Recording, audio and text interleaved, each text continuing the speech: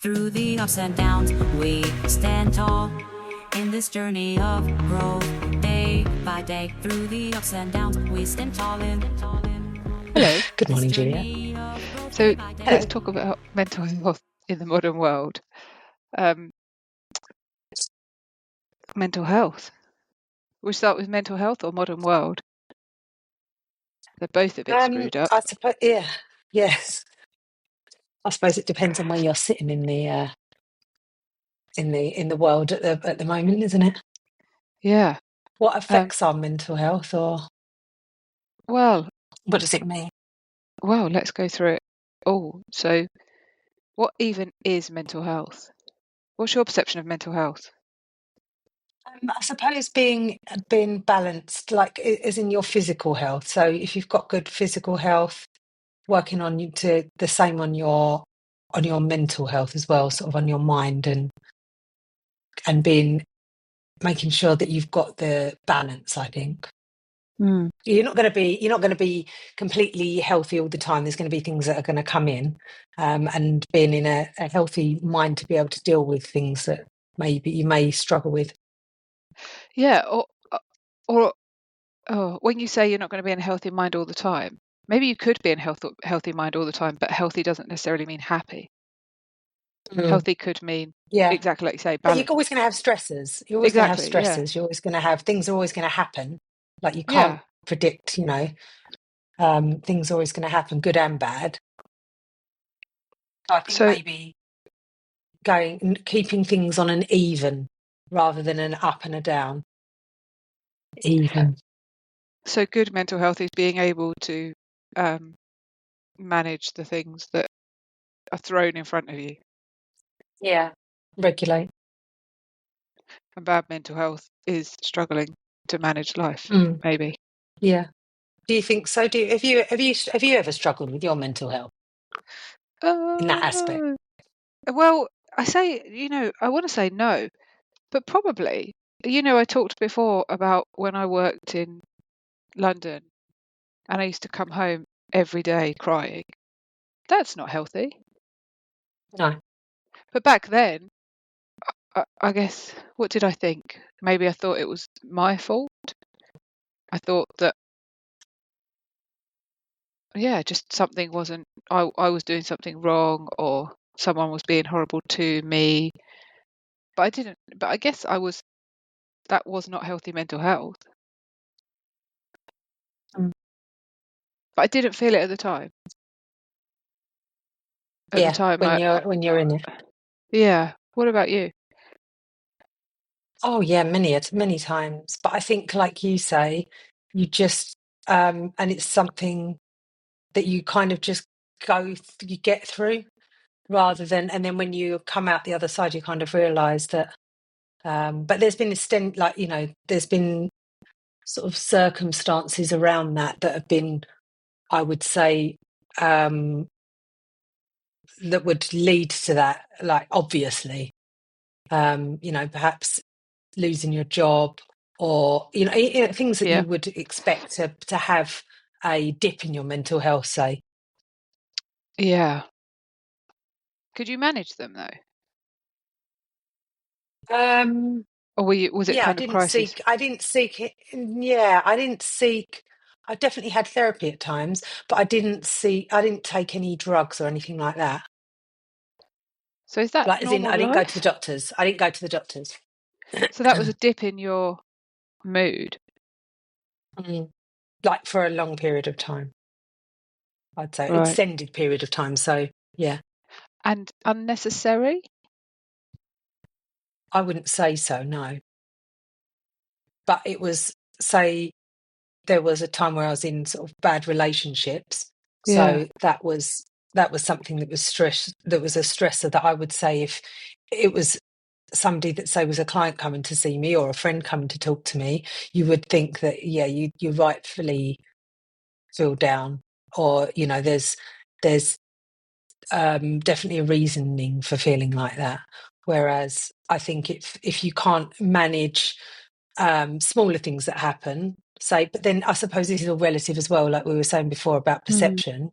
So if there was, say, I don't know, I remember when I was pregnant, for example, and my hormones were all over the place, and some spaghetti fell out of the cupboard and landed on the floor, and I just started crying because it was just like the worst thing ever. So Now, in to me, in my hindsight, normal head, yeah, that's not particularly a very stressful situation, and I think that was down to hormones that I started bawling my eyes out because some spaghetti had fallen out of the cupboard. That, in my mind, is a very small aspect of something, but at the time yeah. seemed like the worst thing ever.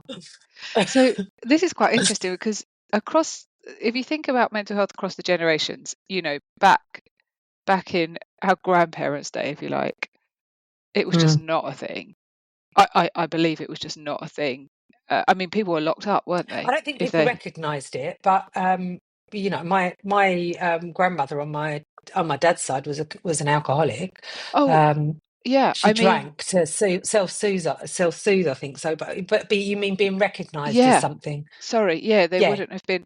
And then our parents' generation, people Mm. recognized mental health issues, but there was a big Yeah. stigma associated with it. And Mm. now we really are talking about it, and people are seeking support. Mm. But going back to that, is that meaning that, not that I disagree with it, by the way, I think that actually I love the culture in America where many people have therapy regardless of any specific Mm. issue. They just have therapy for self-growth. But are we starting to view any dip in mood as bad mental health rather than just life? Mm. I don't Because know. I don't see. Yeah. What people using it as an excuse, no, would you not at say? all, Or what do you not at mean? all, but just a belief, almost like a perfection belief that, so I think it's quite a commonly held view that humans are not happy, as in bouncy and cheery all the time. Mm. That's an emotion that we feel, but there's loads of emotions that we feel, and they're all as valid. I was watching someone talk at the hypnosis conference, and Tim Box, and he was talking about his TEDx talk that he did, and that Mm. was about anxiety. And he says that he started with the line something like, "Imagine a life without anxiety," and his point being that anxiety is a necessary, valid human emotion, but it's when it becomes chronic that it's a problem. And Yeah. because mental health is now so spoken about, which is great, does it mean that anytime anyone has a slight dip, they're feeling that they're malfunctioning, if you like? So Mm. you said about you've had these moments where they've been circumstantial, like losing a job or Yeah. a bad relationship. Yeah. But so obviously you're brought down in those moments. Does that mean you've got bad mental health, or does it just mean something's happened to you that's making you feel a bit rubbish, Mm. and you're able to, you can either, if you don't come through it, if you can't find any way to get through it and it's causing you to, really struggle, then maybe that's a poor Mm. mental health. But if you kind of are accepting of the situation, recognize that something not great has happened, and you muddling your way through it with or without help in well, no, hopefully with help in Mm. both situations, is that just normal life? Mm. Does it have to be classified as bad mental health or poor mental health? Yeah.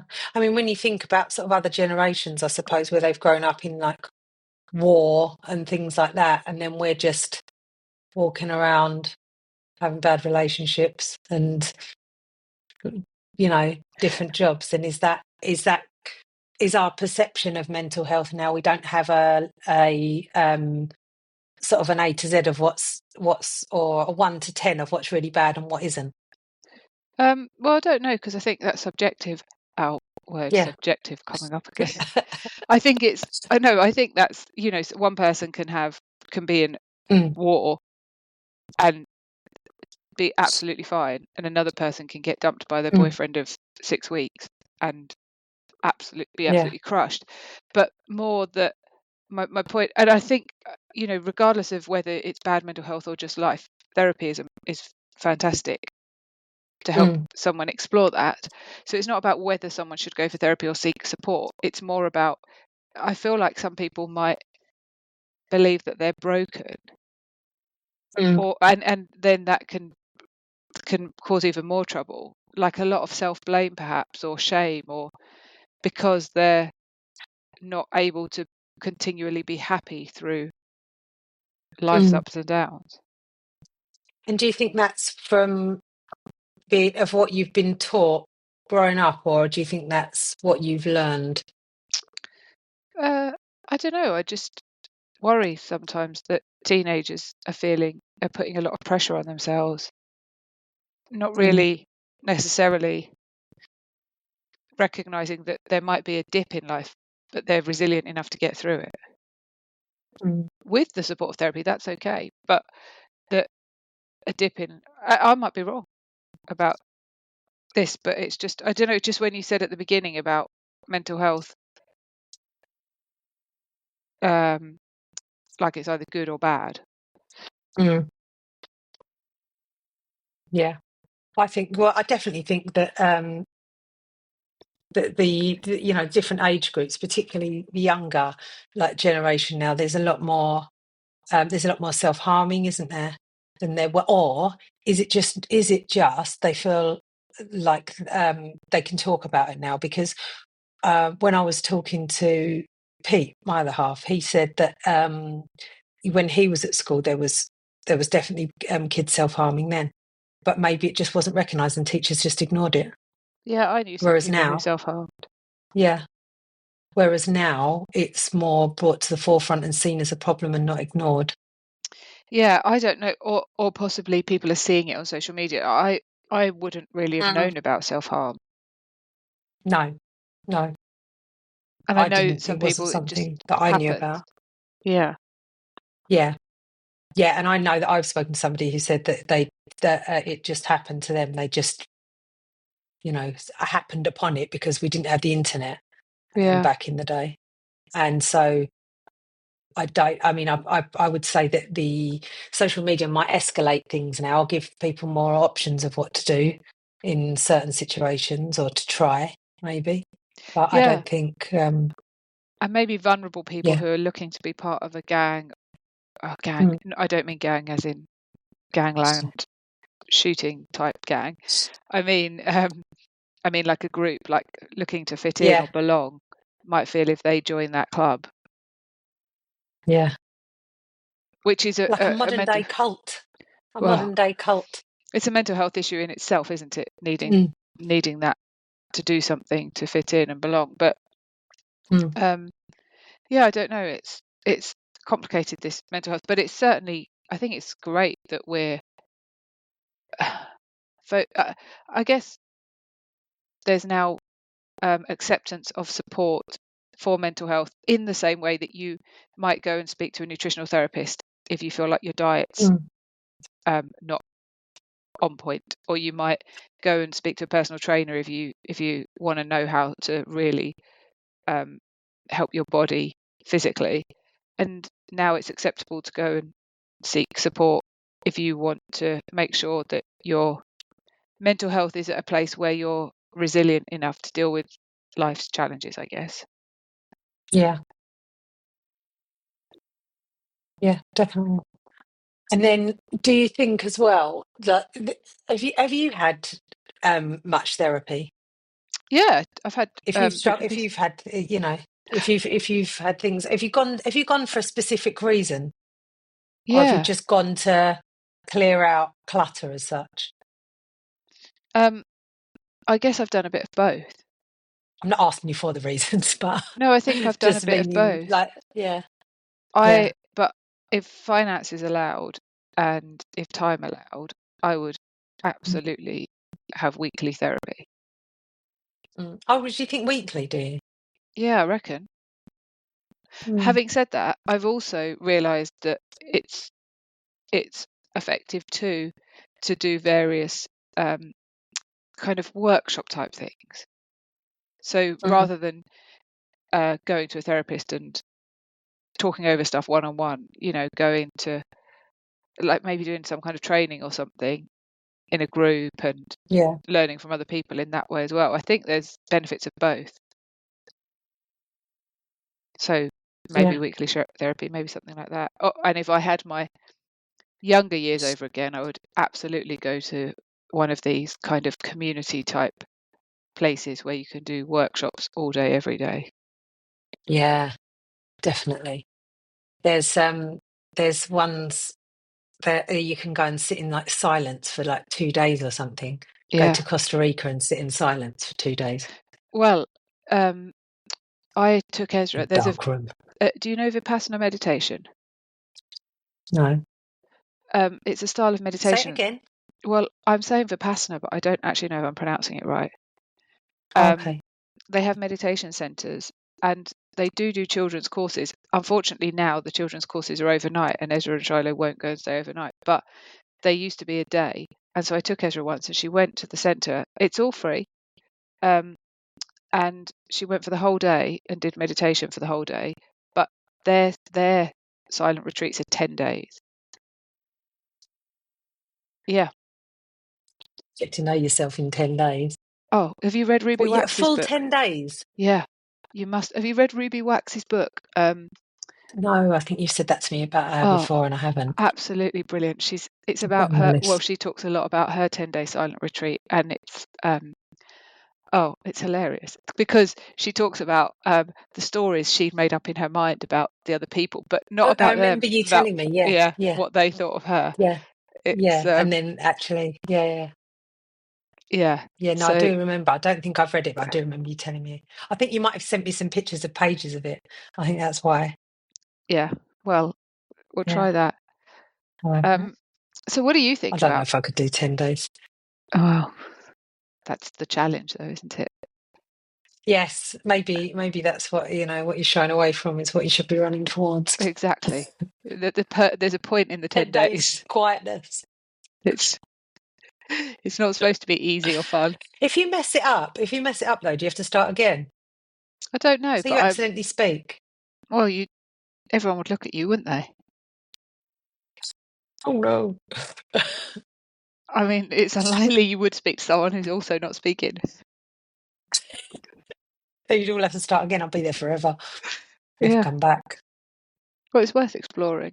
So, what about what's your view on therapy and how it's moved from being a last resort to a tool that people use to grow? So I'm now have a lot of clients who are really quite successful career-wise and Mm, emotionally. Oh, yeah. and in I, all the other levels of success, but they're seeking therapy to grow. What's your mm. thoughts on that? Yeah, so I think that it's more, I think people are recognizing things more that they need to go and speak to somebody externally, whereas before they probably wouldn't have.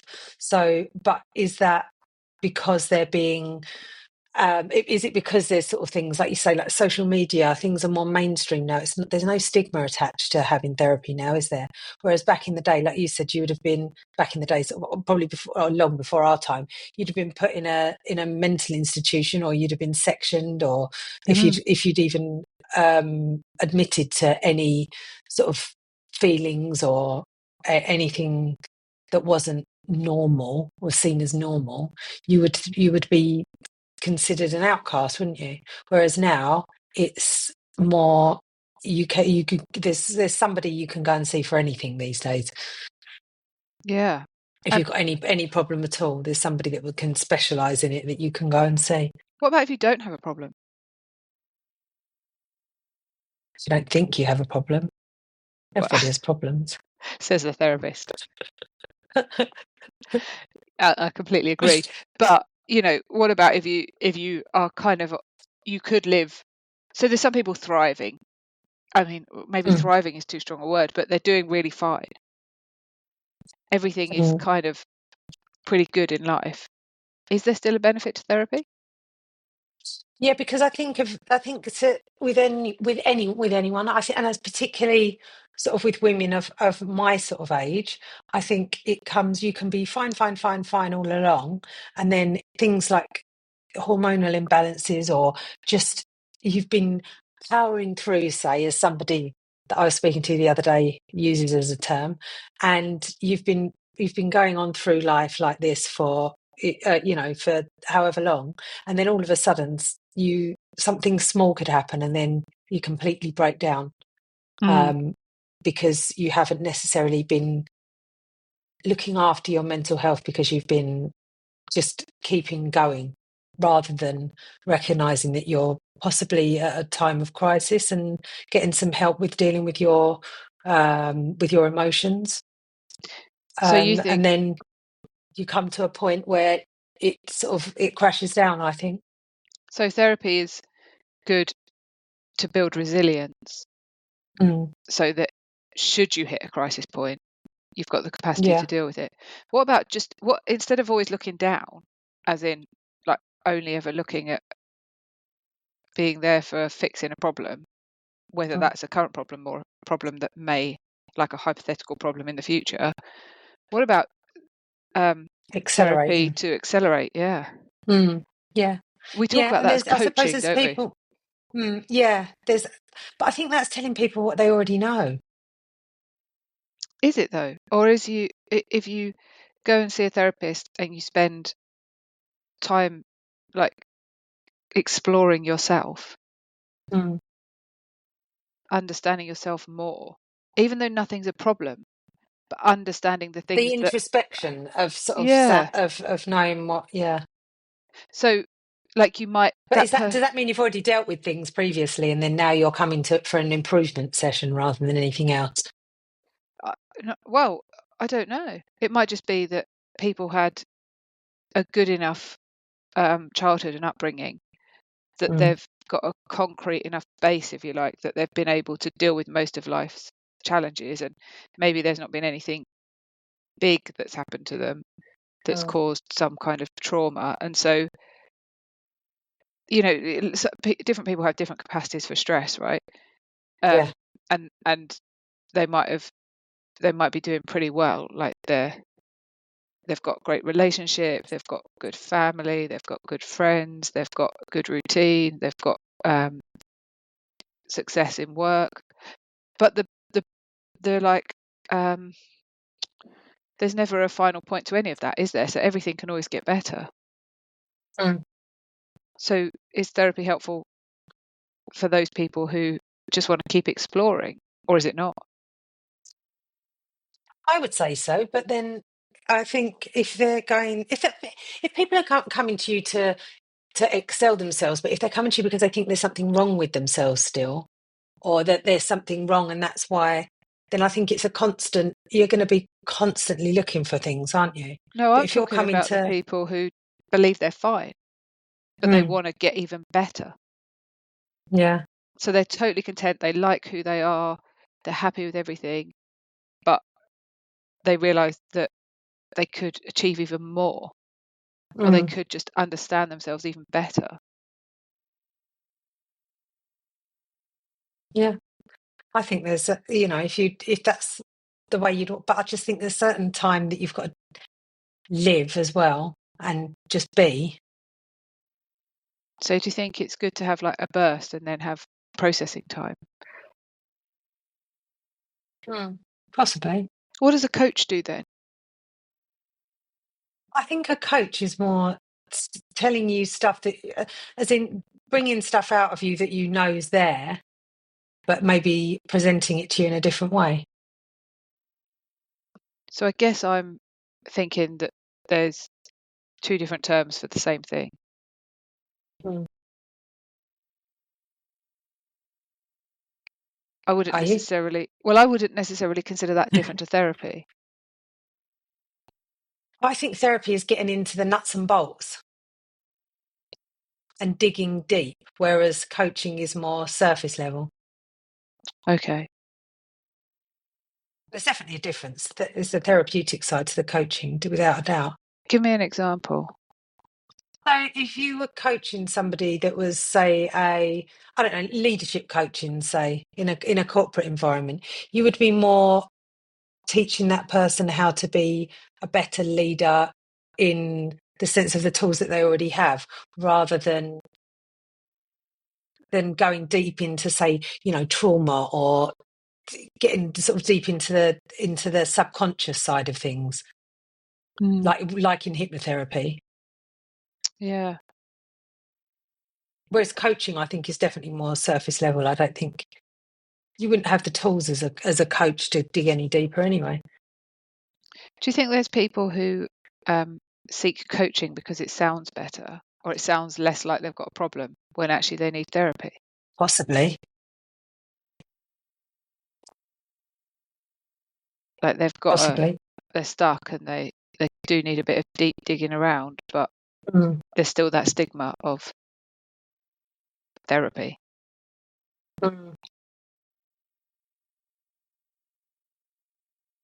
Yeah.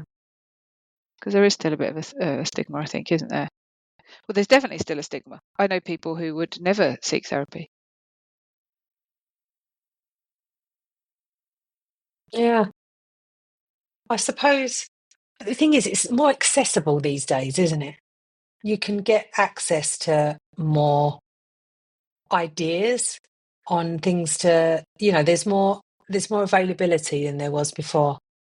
But when I was younger, there wasn't really anything that you could access, or you didn't really know you didn't really know if there was a problem where you could go.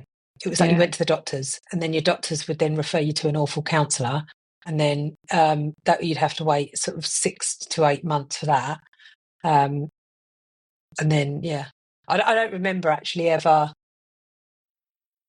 because I did go to the doctors once when I was younger, but I don't think you got offered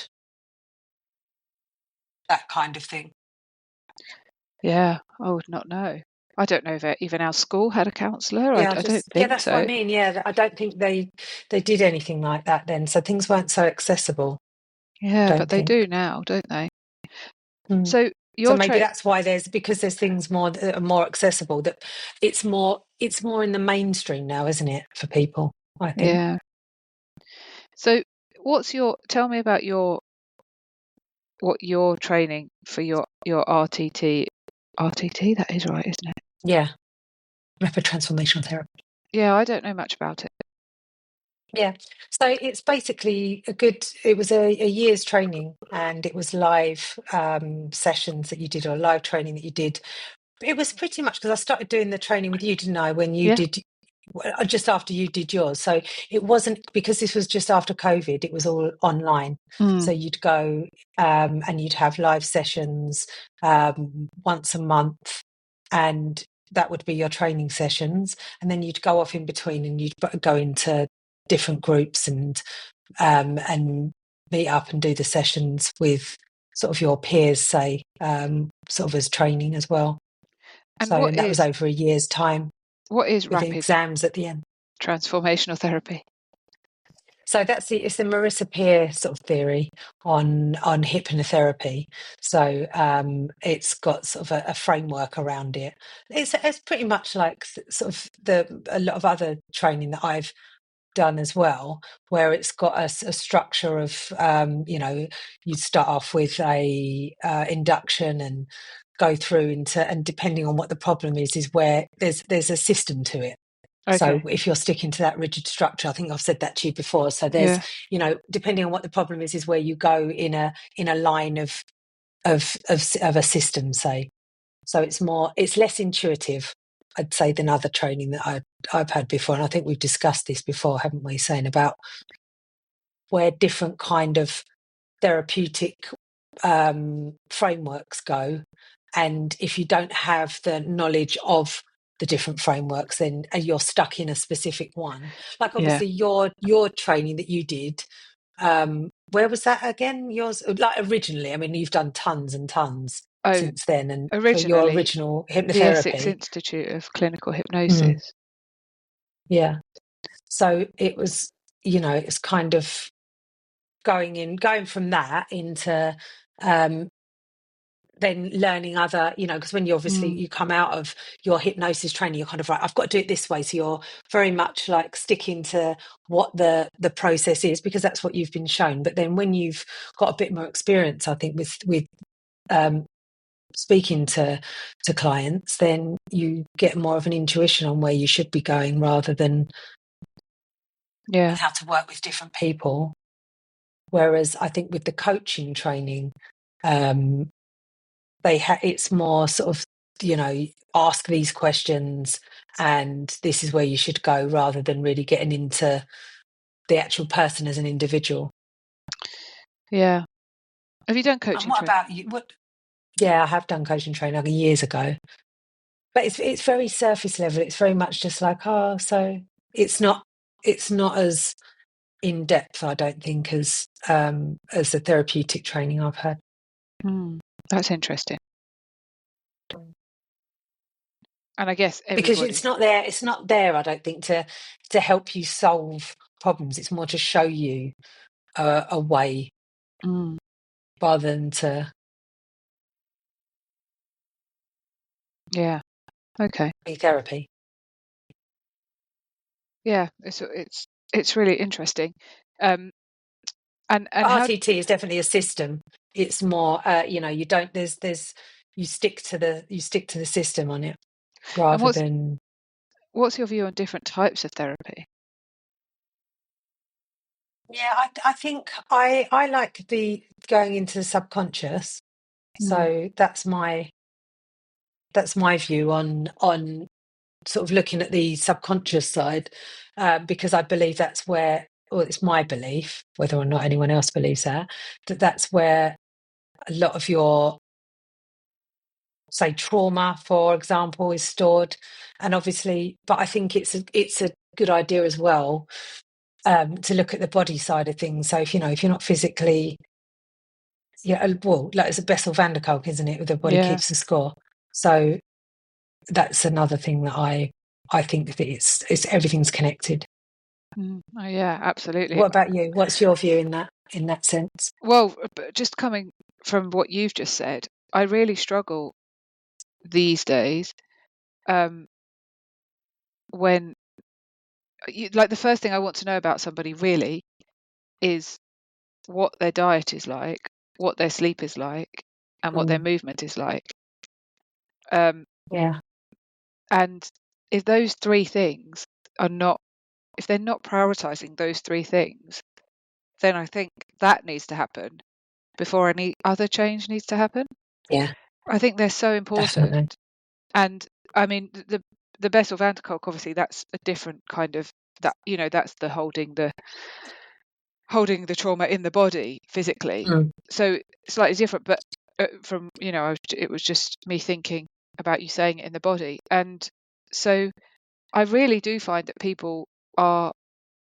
I think we haven't actually spoken about the modern world yet, but a big problem with the modern world is that it's taking us so far away from our natural way of living, and food is much more for convenience, and so there's much less nutrition.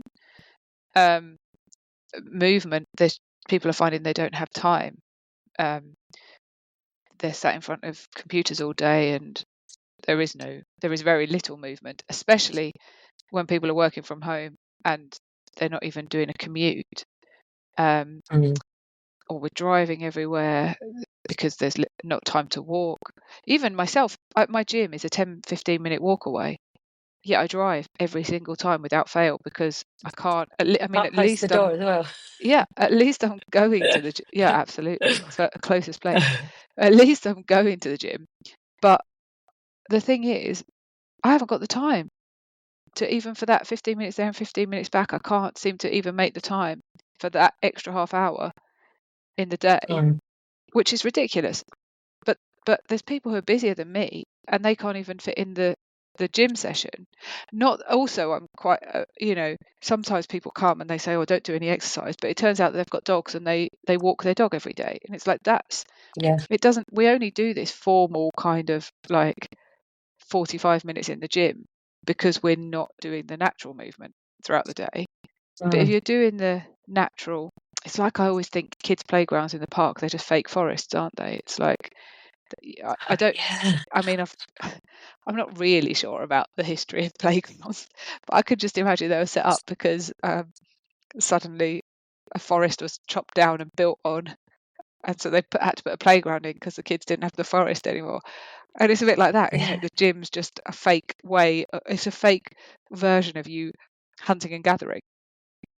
yeah, Like squats are what you would have done to pick your fruits, and lifting the yeah. weights is what you would have done to build your shelter or build your fire, chop your wood.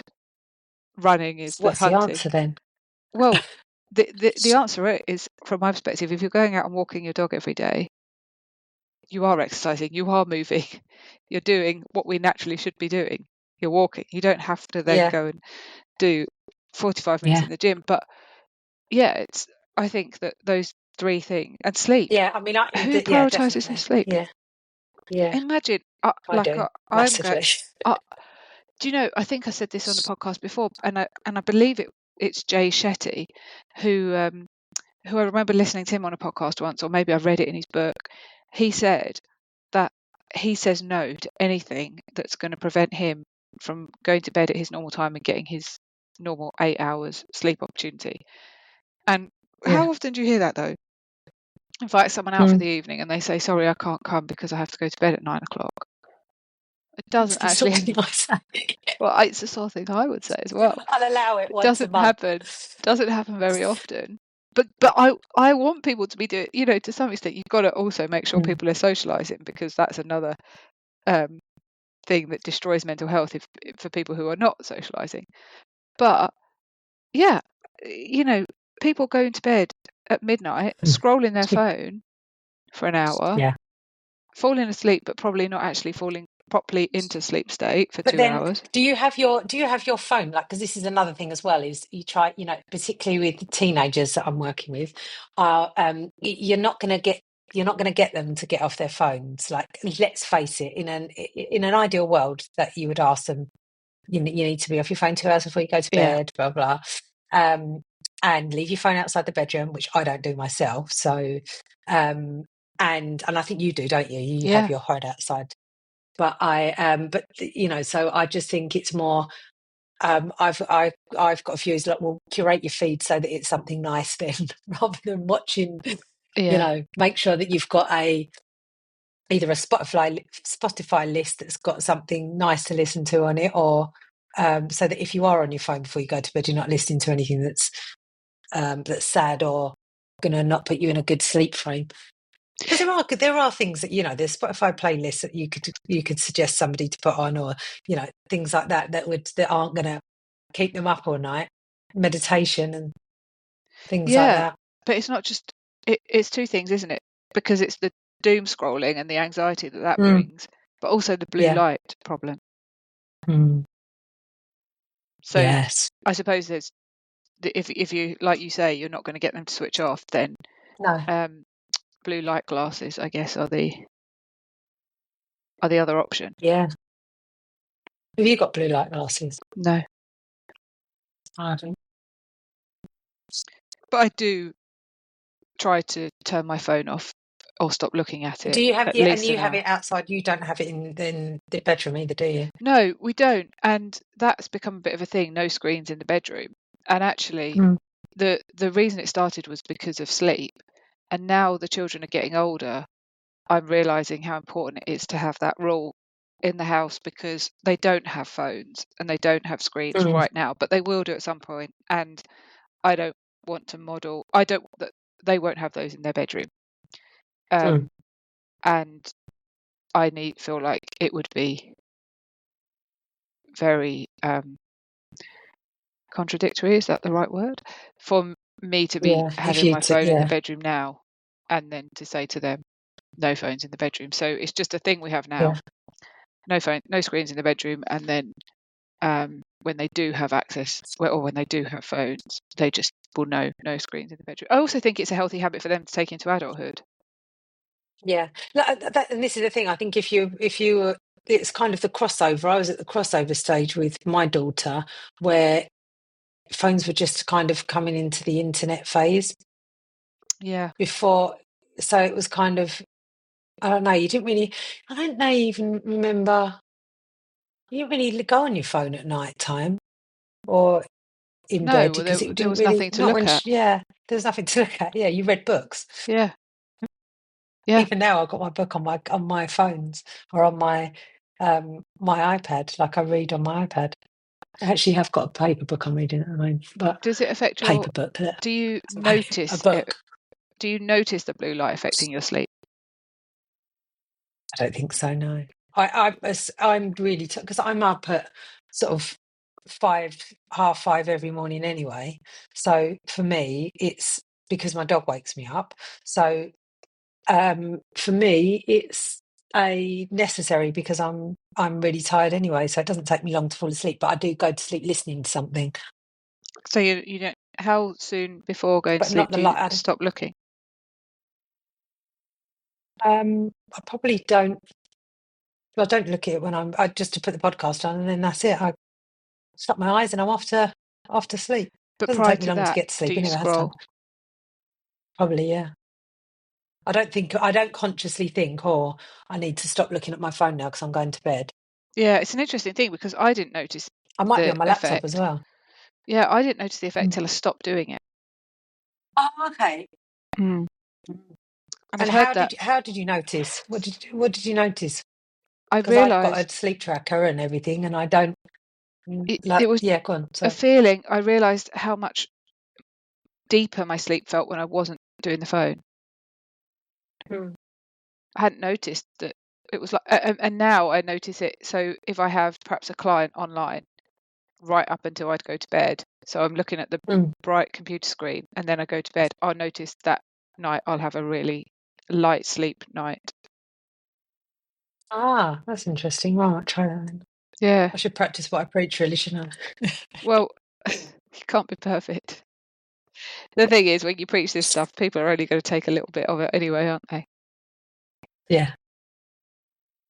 Yeah. So do you think that everybody should go to therapy then? Is that your thoughts that everybody should at one time at least try a bit of therapy? Yeah. Be that hypnotherapy, be that counselling, be that any type of therapy, or do you think have you got a view on the type of therapy that you think people should have There's certain could? therapies I have a little bit of a, like CBT, for example. I've Ah, yes. there's bits of CBT I take and I use in my work, and they're so Mm. brilliant.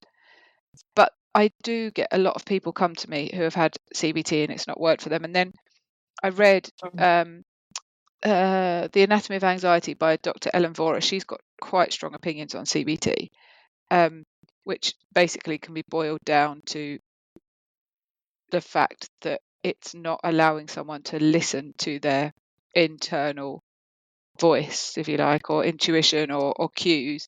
Instead, Yeah. it's saying what you're thinking is wrong and therefore you need to change it. And so I feel like if people went and just had some CBT, they could be left with a bit of a bad view of therapy in the sense that they might Mm. think, well, that And I think hasn't people helped do me. as well. Yeah. Yeah. And then that'll be it. Therapy will be written up. If it's someone who's a little bit hesitant anyway, and then they go and have Mm. CBT and it tells them all your thoughts are wrong or change your thoughts.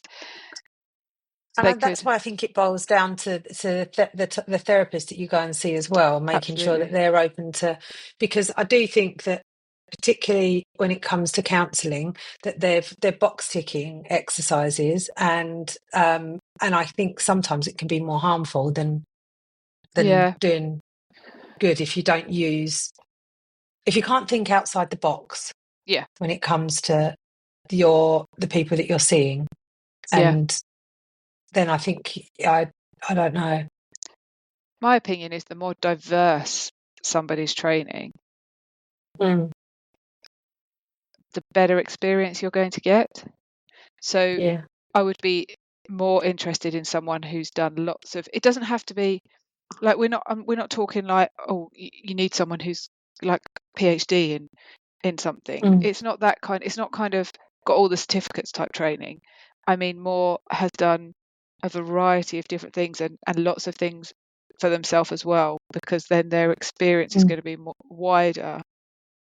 And Yeah. exactly like you say, a lot of therapy is, in my opinion, as well, it's better when people can use their intuition a little bit and think and look outside the box a little bit and think, well, maybe this will be useful, rather than following a kind of flow chart or a tick box. Yeah. And if someone's done a lot of different trainings and a lot of self-exploration themselves, which you can't always get from someone's website, like the self-exploration, but lots of different trainings, then they're going to be a little bit more, it's going to be a little bit more to pull from in their knowledge. Yeah, definitely. That's my opinion. But I don't think it's down to Yes. the type of therapy. It's probably more the therapist finding someone that you resonate with.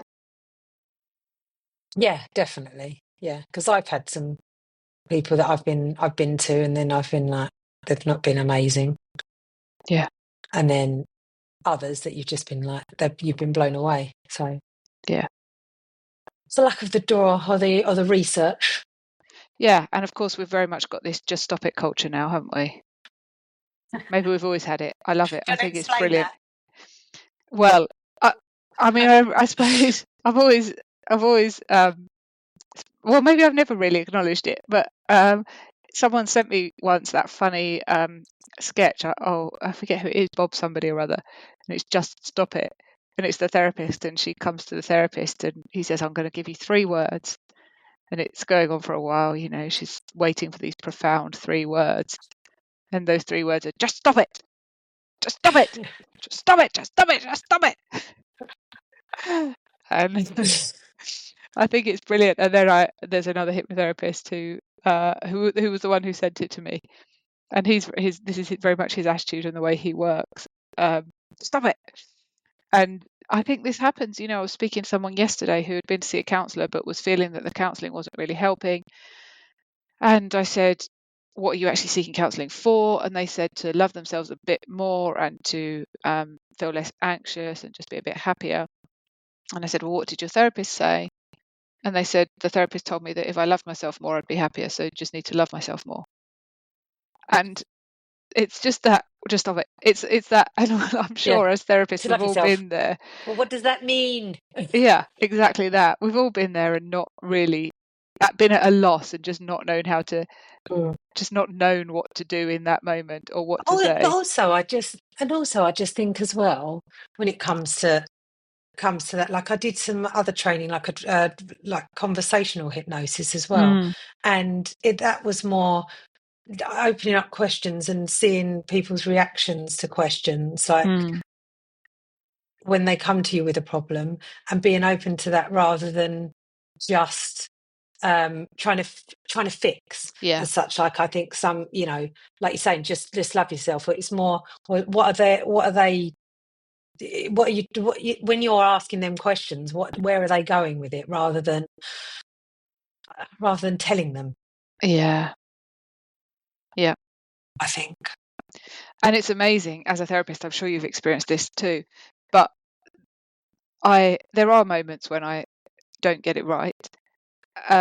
There's lots of moments when I don't get it right. Yeah, I was going But to say with me. yeah, but you can tell, the difference in reaction from a client when you're doing it right, and then you Yeah. do it wrong, you fail, you slip up, you either, there's times when I've given a personal example, and I try so hard not to do this. Every now and then it just Yes. happens. Or yeah, you give advice, I guess, or Yeah. a fix or a suggestion in that kind of solution-y way that's not really quite right. And I can feel it, the Yeah. change. And once it's done, it's done.